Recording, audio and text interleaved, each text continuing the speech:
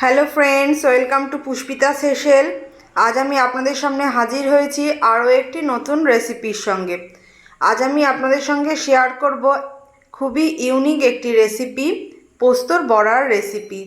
এটি খুবই লোভনীয় একটি খাবার। এটা বানানোর জন্য প্রথমেই আমার লাগছে পোস্ত। এখানে আমি 50 গ্রাম পোস্ত নিয়ে এর মধ্যে আমি জল দিয়ে দেব,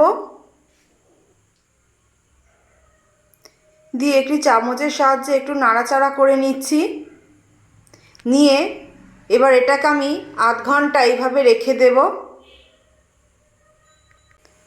আধ ঘন্টা পর দেখুন পোস্তটা আমার একটু ফুলে উঠেছে।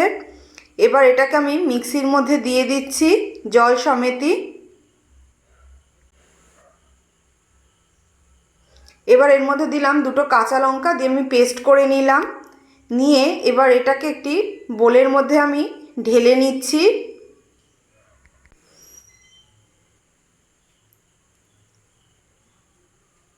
বোলের মধ্যে এটা আমার ঢালা হয়ে গেছে। এবার এর মধ্যে আমি দিয়ে দিচ্ছি একটি বড় সাইজের পেঁয়াজ, আমি এখানে ছোট ছোট করে কুচিয়ে নিয়েছি, লবণ, 2 চামচ ময়দা, আর দিয়ে দেব 2 চামচ বেসন ও একটু সামান্য পরিমাণে হলুদ। দিয়ে আমি হাতের সাহায্যে এটাকে খুব ভালোভাবে মেখে নেব।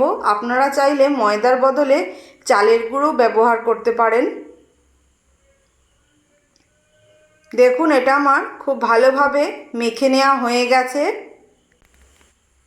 এবার একটি কড়াই বসিয়ে তার মধ্যে আমি সর্ষের তেল দিয়ে দেব। ভাজাটা আমি সর্ষের তেলেই ভাজবো। এবার আমি হাতের মধ্যে একটু করে পোস্ত তুলে নিয়ে ওটাকে গোল করে চ্যাপ্টা করে নিলাম।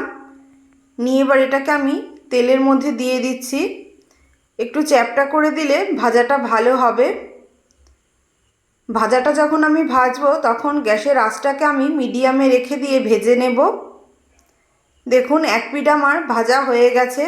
এবার আমি অপর পিঠটাও উল্টে দিচ্ছি যাতে একইভাবে লাল হয়ে ভাজা হয়ে যায়। উল্টানোর সময় খুবই আস্তে আস্তে সাবধানে এটাকে উল্টিয়ে দিতে হবে, নয়তো এটা ভেঙে যেতে পারে। খুবই আস্তে আস্তে উল্টে পাল্টে নিলাম। দেখুন এটা আমার দুদিকটাই সমানভাবে ভাজা হয়ে গেছে। এবার তেল ঝরিয়ে আমি ভালোভাবে এটাকে অন্য একটি পাত্রে তুলে নেব। একইভাবে অন্য বড়াগুলোকে আমি কড়াইয়ের মধ্যে দিয়ে দিচ্ছি, দিয়ে একইভাবে উল্টে পাল্টে কম আঁচে এটাকে ভেজে নেব। দেখুন সবগুলো বড়াই আমার ভেজে নেওয়া হয়ে গেছে। এবার এটাকে আপনারা গরম ভাতের সাথে পরিবেশন করুন, খেতে খুবই ভালো লাগবে। রেসিপিটি কেরম লাগলো অবশ্যই কমেন্ট করে জানাবেন। যদি ভালো লেগে থাকে লাইক ও শেয়ার করতে ভুলবেন না। নতুন নতুন রেসিপির জন্য চ্যানেলটিকে তাড়াতাড়ি সাবস্ক্রাইব করে ফেলুন। দেখা হবে আবার অন্য কোনো ভিডিওতে নতুন রেসিপির সাথে।